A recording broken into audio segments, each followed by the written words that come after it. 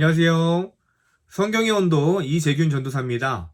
오늘도 저와 함께 마가복음을 통해서 하나님의 그 놀라운 복음을 함께 알아가고 은혜를 나누는 시간 갖도록 하겠습니다. 오늘 본문은 마가복음 2장 13절부터 17절까지의 내용입니다. 저와 함께 그 본문을 읽고요. 한 절 한 절 함께 내용을 살펴보도록 하겠습니다. 예수께서 다시 바닷가에 나가심에 큰 무리가 나왔거늘 예수께서 그들을 가르치시니라. 또 지나가시다가 알페오의 아들 레위가 세관에 앉아 있는 것을 보시고 그에게 이르시되 나를 따르라 하시니 일어나 따르니라. 그의 집에 앉아 잡수실 때에 많은 세리와 죄인들이 예수와 그의 제자들과 함께 앉았으니 이는 그러한 사람들이 많이 있어서 예수를 따름이러라. 바리새인의 서기관들이 예수께서 죄인 및 세리들과 함께 잡수시는 것을 보고 그의 제자들에게 이르되 어찌하여 세리 및 죄인들과 함께 먹는가? 예수께서 들으시고 그들에게 이르시되 건강한 자에게는 의사가 쓸데없고 병든 자에게라야 쓸데있느니라. 나는 의인을 부르러 온 것이 아니요 죄인을 부르러 왔노라 하시니라. 아멘. 네, 오늘 본문도 우리에게 조금 익숙한 본문입니다. 예수님이 바로 레위를 부르시고 제자로 삼으시는 내용입니다. 지난주 내용 기억나시나요? 예수님께서 한 중풍병자를 고쳐주셨어요. 그 친구 4명이 중풍병자인 자신의 친구를 고치기 위해서 예수님께 나아왔고 벽을 뚫고 예수님께 달아내렸죠. 그 믿음을 보시고 예수님께서 고쳐주셨습니다.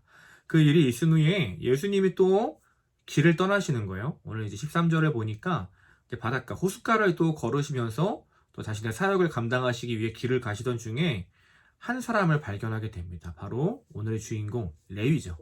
이 레위는 그 당시에 이제 세리, 오늘날로 말하면은 이제 뭐 세무사 이런 거죠. 세금을 걷는 역할을 하던 사람이었습니다. 목사님께서도 여러 번 얘기를 해주셨는데 이 당시에 세리는요 매국노라고 보면은 이해가 쉬울 것 같습니다.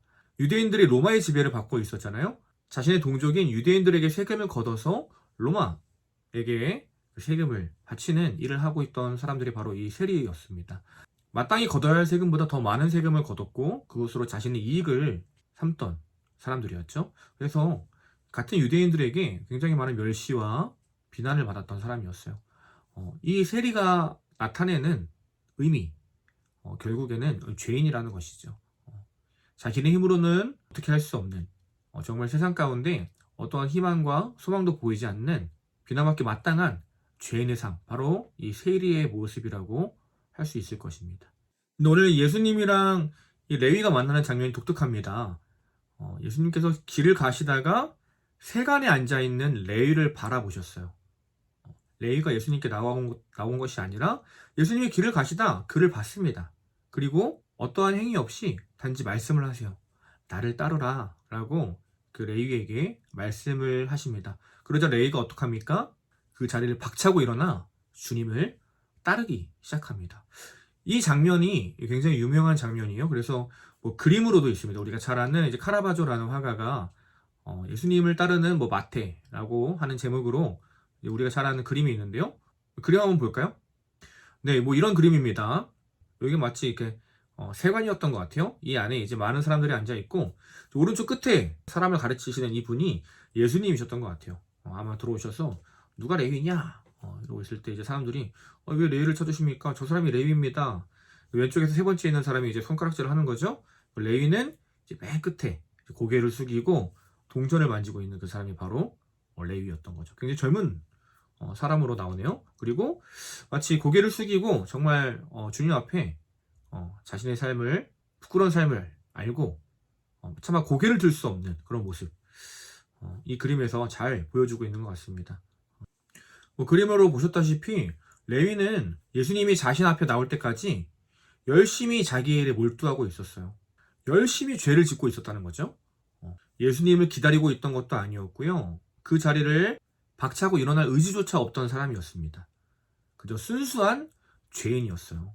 계속해서 세리의 일을 감당하면서 반복해서 죄를 짓고 있는 그런 모습. 고개를 숙인 채 합당한 일이 아니고 선한 일이 아니라는 것을 알고는 있지만 그럼에도 떠나지 않고 계속해서 그 죄를 반복하고 살던 모습이죠. 어쩌면 우리의 모습이 아닙니까? 매일의 삶 가운데 이것이 선한 일이 아니라는 걸 우리는 알고 있어요. 하나님이 원하시는 일이 아니라는 걸 우리는 알고 있지만 계속해서 죄를 반복하며 짓고 있는 우리의 삶 가운데 누가 찾아오시나요? 바로 예수님께서 찾아오십니다. 오늘 레위의 삶에 예수님께서 찾아오셨어요. 그리고 말씀하시는 겁니다.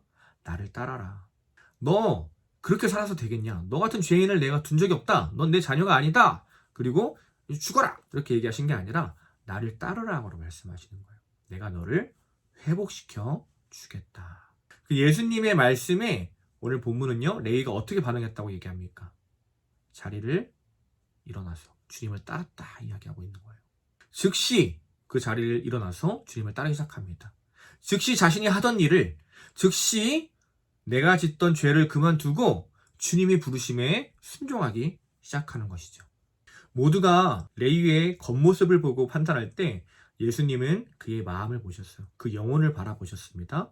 그리고 그 영혼을 자신의 삶에 초청하시는 거죠. 이후의 이야기가 어떻게 됩니까? 결국 예수님을 따르기로 결정한 레위가 인생이 완전 바뀌기 시작해요. 15절입니다. 이제 레위의 집에서 잔치가 벌어진 거예요. 예수님과 함께 했던 그 제자들, 그리고 그 동네에 수많은 사람들과 함께 레위의 집에서 성대한 잔치를 벌입니다. 근데 그 참석자들이요, 오늘 본문을 보니까 많은 세리와 또 죄인들이라고 이야기하는 거예요. 예수님 빼고는 모두가 다 죄인들이었던 거예요. 죄인들의 잔치가 벌어진 거죠. 성경을 읽다 보면 예수님이 식사를 하시는 장면들이 많이 나와요. 사람을 부르시고 함께 교제하시는 장면이 나옵니다. 이 이야기는요, 단순히 이제 배가 고파서 한 끼를 해결했다라는 그런 의미보다는 정말 친밀감 있는 영적인 교제를 나누는 거죠. 종교적인 교제, 정말 주님의 은혜 안에서 한몸됨을 누리는 그런 교제를 나누는 것입니다. 진짜 주님과 함께 식사 교제를 나눈다는 것은 그 당시에 더 이상 너와 내가 남이 아니다. 이제 우리는 한 몸이다. 그리고 서로의 삶에 관심을 갖고 복음을 나누고 은혜를 나누는 그런 대화들이 주를 이뤘겠죠. 너의 삶 힘들진 않았니? 고생 많았겠다. 속상했겠다. 이제는 그러한 삶을 내려놓고 하나님의 뜻대로 한번 살아봐라. 내가 도와주겠다. 나와 함께하면 그렇게 살 수 있다.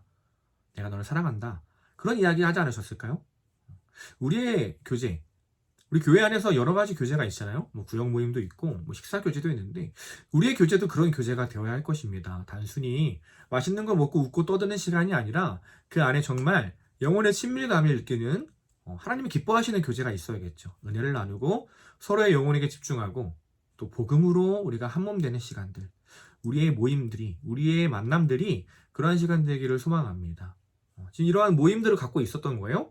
잔치가 벌어진 거예요. 천국 잔치가 벌어졌습니다. 근데 재미있는 일이 일어납니다. 항상 예수님을 따라다니던 사람들이 또 등장해요. 누굽니까?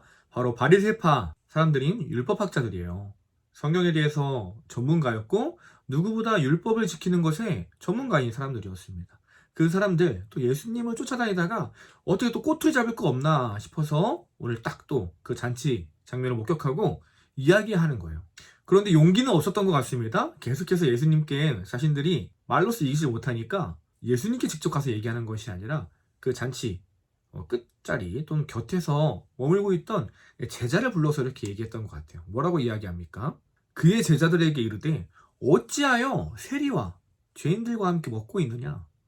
왜 너희 선생님은 저런 사람들과 함께하고 있느냐? 그 당시에 죄인과 세리들은 함께해서는 안 될 사람들이었던 거예요. 함께 그들과 식사를 한다? 그렇다는 것은 나도 그들과 같은 사람이다 라는 것이죠. 이 바리새파 사람들, 이 율법학자들에게 그러한 일은 용납되지 않는 일이었습니다. 결국 그들의 마음은 어떤 마음이었나요? 나는 저 세리들, 저 죄인들과 달라. 나는 좀 괜찮은 사람이야. 나는 의인이야. 나는 저들과 함께 할 수 없어. 그런 마음이 있었던 거죠. 말씀의 전문가였지만 하나님의 마음은 1도 모르는 불쌍한 자들이었습니다. 그런데 더 재밌는 게 뭐예요? 그 이야기를 예수님이 들으세요. 근데 굉장히 멀리 떨어져 있었던 것 같은데 그들의 마음을 보셨던 것 같아요. 그리고 말씀하십니다. 오늘 아마 가장 중요한 말씀일 거예요. 16절. 뭐라고 하십니까? 그들에게 이르시되 건강한 자에게는 의사가 쓸데없다.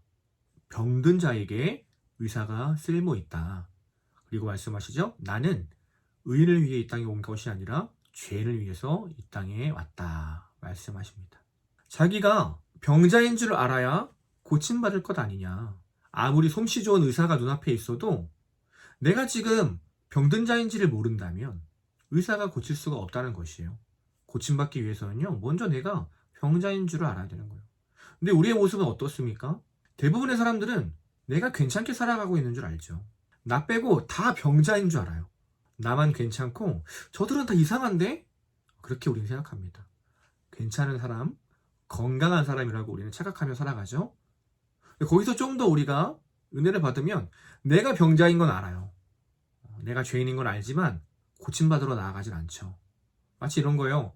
감기 걸리고 콧물 흘리고 기침이 심한데 바로 병원에 가야 고침받고 또 건강한 삶을 사는데 끝까지 병원에 가지 않고 고생하는 거죠. 몸이 안 좋아서 바로 병원에 가서 고침받는 삶은 어떤 삶이에요? 바로 그 이후에 건강한 삶을 살겠죠. 근데 계속 고집 피우고 나가지 않고 그 자리에만 앉아있으면 어떻게 됩니까? 고생하며 살아가죠. 변하지 않는다는 거예요. 미련한 삶입니다.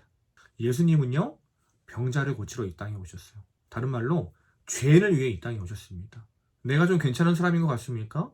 내가 좀 의인인 것 같나요? 주님, 저는 괜찮은 사람이에요. 저 이렇게 잘하고 있습니다. 그렇다면 주님 말씀하실 거예요. 그래, 그렇다면 너에겐 내가 필요 없구나. 나는 죄인을 위해 이 땅에 왔다. 라고 말씀하실 것입니다. 오늘 이 바리새인들 자신들이 의인이라고 생각했어요. 그들의 질문, 왜 예수님은 저런 사람들과 함께하고 있느냐? 그 질문 속에는 나는 좀 괜찮은 사람인데, 나는 저들과 다른데 그들을 판단하고 정죄하는 마음이 있었던 것이죠. 어쩌면 우리도 바리새인과 같은 삶을 살고 있지는 않습니까? 내 주변 이웃들을 바라보며 저들은 죄인이야. 그들을 버려야 해. 그들을 판단하고 정죄하고 미워하고 있지는 않습니까? 그러나 우리는 먼저 알아야 할 것입니다. 우리가 죄인을 버리라고 이야기하기 전에 예수님이 먼저 죄인에게 오셔서 나를 따르라 얘기하세요. 세상은 버리라고 할 때 주님은 따르라 말씀하십니다. 먼저 우리 삶에 오셔서 우리의 삶을 고치시고 회복시키기를 원하신다는 것이죠. 그것이 오늘 본문에 드러난 바로 예수님의 마음입니다. 사랑하는 여러분, 매일의 삶이 주님 앞에 나가기가 너무 부끄럽고 민망할 때가 너무 많죠. 죄인된 나의 모습이 참 주님 앞에 서기 걸림돌이 될 때가 많습니다. 그러나 우리는 꼭 기억해야 할 것입니다. 주님은 바로 그런 사람들을 위해 오셨어요. 죄인을 위해 이 땅에 오셨습니다. 정말 부끄럽고 안타까운 자들은 어떤 자입니까? 죄인임에도 불구하고 주님께 나아가지 않는 자들이에요. 내가 죄인인지도 모르고 사는 사람들, 내가 죄인임에도 불구하고 주님께서 우리에게 계속 말씀하시고 우리를 초청하심에도 불구하고 주님께 나아가지 않는 자들, 그런 자들이 바로 안타까운 사람들입니다. 성도의 삶은요, 은혜에 반응하는 삶입니다. 오늘 레위는 주님이 말씀하셨을 때 즉각적으로 그 은혜에 반응했어요. 그리고 하나님의 자녀가 되었습니다. 오늘 본문 짧게 정리하도록 하겠습니다. 한 문장으로 한번 요약을 해볼게요. 예수님은 죄인을 위해 이 땅에 오셨습니다. 예수님이 이 땅에 오신 목적, 바로 죄인을 위해서, 죄인의 죄를 사하여 주시기 위해서 이 땅에 오셨습니다. 그렇다면 어떻게 우리 삶에 적용할 수 있을까요? 바로 내가 죄인임을 알아야겠죠. 내가 죄인임을 알아야 죄의 사함을 누릴 수 있습니다. 매일 하루 아침을 시작할 때 우리 삶 가운데 죄인된 나를 오늘도 살려주셨구나. 오늘도 나에게 은혜 주시는구나. 그 십자가의 은혜와 감격이 우리 삶에 넘쳐나기를 소망합니다. 내가 얼마나 큰 죄인인 줄 알아야 지극히 높으신 하나님의 그 은혜와 사랑을 더 충만하게 누릴 수 있습니다. 계속해서 교만해지는 우리의 마음들, 세상을 살아가면서 높아만 지고 판단하고 정죄만 하는 우리의 마음들, 주님 앞에 섰을 때, 말씀 앞에 섰을 때 정말 나는 죽을 수밖에 없는 죄인이구나. 이런 나를 주님께서 살려주셨구나. 항상 우리는 그것을 기억하고요. 다시 주님 앞에 바짝 엎드려서 그 은혜에 감사하며 살아가야 할 것이에요. 오늘도 끝까지 함께 해주셔서 감사합니다. 우리 다음 주에 또 마가복음 2장 이제 마지막 본문을 가지고 또 함께 은혜 나눠보도록 하겠습니다. 감사합니다. 다음 주에 만나요.